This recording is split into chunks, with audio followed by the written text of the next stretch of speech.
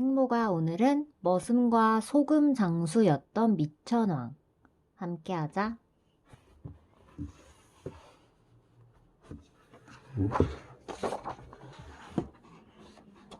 고구려에 을불이라는 왕자가 살고 있었어요. 그는 남들보다 몸집도 작았고 무예 실력도 뒤처졌어요. 게다가 총명하지도 못했고 겁도 많아서 툭하면 울었지요. 하지만 할아버지인 서천왕은 그런 을불 왕자를 귀여워했어요. 을불 왕자야, 너는 비록 작고 여리지만 남들과는 다른 끈기가 있다는 것을 이 하레비는 잘 알고 있단다. 사실 을불 왕자는 쉬는 시간에도 무예 연습을 할 뿐만 아니라 밤늦게까지 그날 배운 공부를 복습했어요. 이런 을불 왕자의 끈기를 서천왕은 잘 알고 있었죠. 을불 왕자에게는 조불과 소우라는 친구가 있었어요.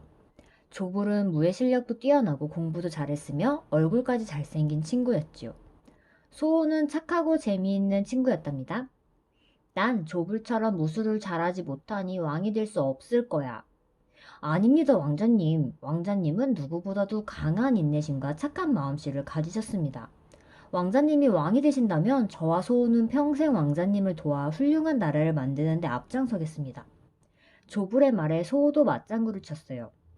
왕자님은 분명 이 나라의 왕이 되실 것입니다. 그때 저희를 잊지 말아주세요. 매일 저녁 조불은 왕자에게 무술을 가르쳐 줄 뿐만 아니라 연습 상대도 되어 주었어요. 소우는 울불 왕자에게 재미있는 춤과 이야기로 웃음을 주었어요. 어느 날 자상했던 할아버지 서천왕이 죽었습니다.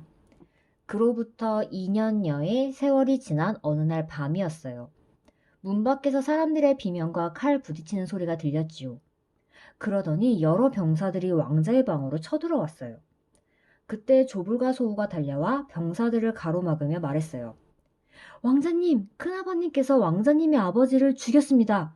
왕자님도 위험하니 어서 피하십시오.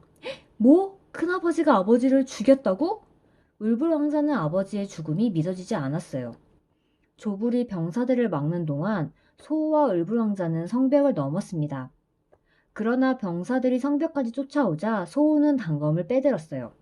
왕자님, 이곳은 제가 막을 테니 어서 도망가십시오. 울불 왕자는 수실초리라는 마음까지 도망을 갔어요. 왕자는 병사들의 눈을 피하기 위해 누더기 옷을 입었지요. 그 후 을불 왕자는 음모라는 사람의 집에서 들불이라는 이름으로 머슴살이를 하게 되었어요. 음모라는 사람은 을불 왕자를 몹시 괴롭혔어요. 그런데 그 즈음 음모의 집 근처 연못에서 밤마다 개구리들이 울어댔어요. 그러자 화가 난 음모가 을불 왕자에게 소리쳤습니다. 저 개구리들을 조용히 시키지 못하면 내일 밥은 없을 줄 알아라. 을불 왕자는 개구리들이 울지 못하도록 돌멩이를 던졌어요. 하지만 그럴수록 개구리들은 더욱 시끄럽게 울었지요. 다음날 아침이 밝았어요. 을불 왕자는 밤새 연못에서 개구리들을 지켜보느라 잠을 제대로 자지 못해 몹시 피곤했어요. 그러나 음모는 그런 왕자에게 또 일을 시켰어요. 어서 산에 가서 나무를 해오거라. 나무를 많이 해오지 않으면 저녁밥이랑 없을 줄 알아라. 이에 주인 날이 산에 도착한 을불 왕자는 열심히 나무를 베었어요. 얼마 후 을불 왕자는 큰아버지 봉상 왕으로 왕의 자리에 올랐다는 소식을 들었어요. 봉상 왕은 흉년으로 백성들이 굶주리는데도 궁전을 넓히기 위해 나랏돈을 쓰고 있었어요. 마침내 을불 왕자는 결심을 했어요. 이렇게 주저앉을 수는 없어. 일단 이 집을 나가서 다른 방법을 찾아보자. 이렇게 해서 을불 왕자는 음모의 집을 나오게 되었어요.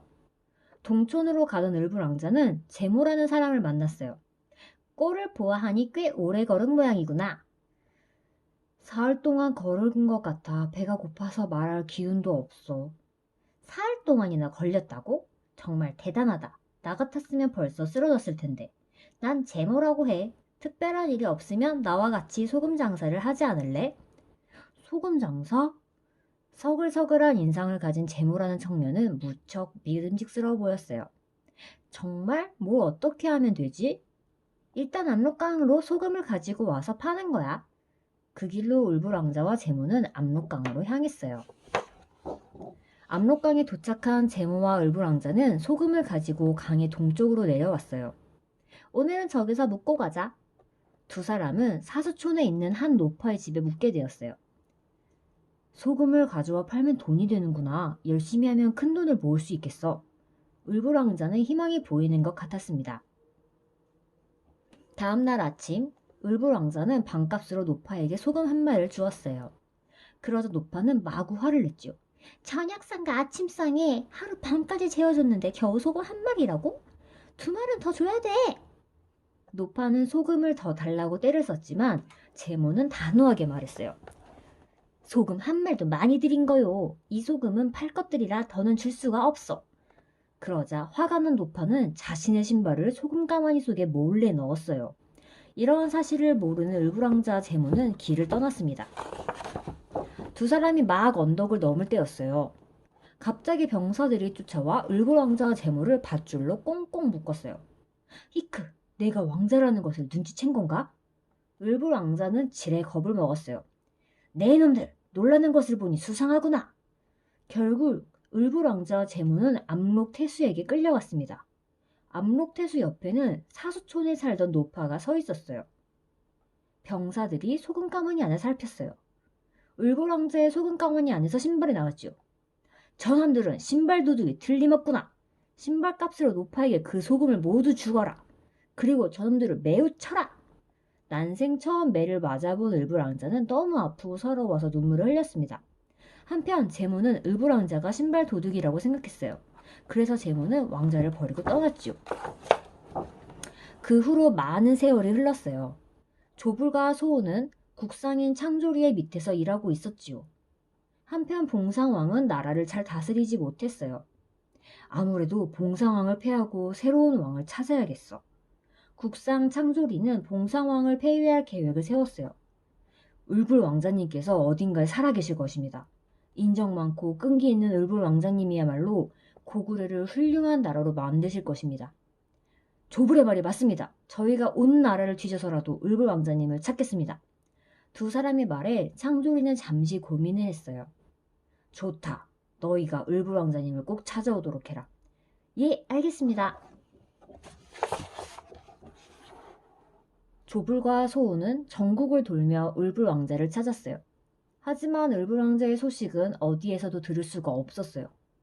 소우야, 혹시 왕자님께서 돌아가신 게 아닐까? 조불과 을불 왕자를 찾는 것이 불가능하다고 생각했어요. 하지만 소우는 포기하지 않았답니다. 아니야, 왕자님은 분명 어딘가에 살아계실 거야. 그로부터 며칠 후 두 사람은 비르수라는 곳에 이르렀습니다. 그때 마침 누더기 옷을 입은 한 청년이 배 위에 앉아 있었어요. 조불과 소우는 청년을 보자마자 그가 을불 왕자임을 알아차렸지요. 조불과 을불 왕자에게 곧장 달려와 절을 했어요. 왕자님, 소인 조불이 옵니다. 기억이 나십니까? 을불 왕자가 머뭇거리자 소우도 달려왔습니다.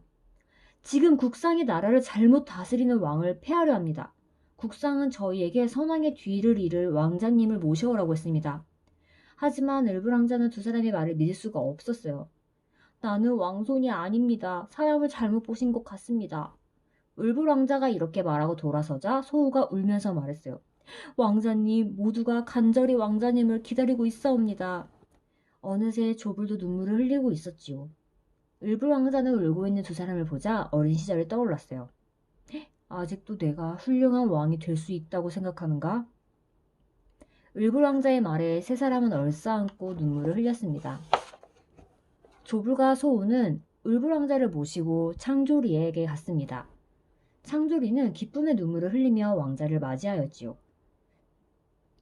왕자님을 배우니 무척 기쁘옵니다. 하지만 아직은 위험하오니 조맥 남쪽 집에 머무소서. 창조리는 봉상왕을 폐위할 기회를 엿보고 있었어요. 하루는 봉상왕이 신하들과 함께 후선 북쪽으로 사냥을 갔어요. 창조리와 조불, 소우도 왕을 따라갔지요. 마침내 창조리는 신하들에게 자신의 뜻을 밝혔어요. 나는 지금 봉상왕을 폐위하고 을불 왕자님을 새 왕으로 모실 것이다. 나와 뜻을 같이 할 사람들은 머리 관에 갈대잎을 꽂도록 하라. 이 말에 신하들은 전부 관에 갈대잎을 꽂았어요. 저희 모두 창조리님과 같은 생각입니다. 그 길로 창조리와 신하들은 봉상왕을 공격했습니다. 결국 봉상왕은 창조리의 병사들에게 잡혀 폐위되고 말았어요.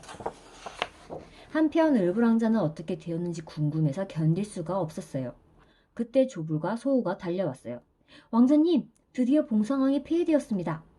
창조리는 을불왕자에게 옥새와 인근을 바쳤습니다. 을불왕자는 이렇게 왕위에 올랐답니다. 그가 바로 고구려 15대 왕이 미천왕이지요. 내가 왕이 될 수 있었던 것은 조불과 소우, 그리고 여러분이 나를 잊지 않고 기다려주었기 때문입니다. 정말 감사합니다. 아닙니다. 폐하께서 포기하지 않고 끈기 있게 기다려주셨기에 우리의 왕이 될 수 있었습니다. 조불과 소우가 말했어요.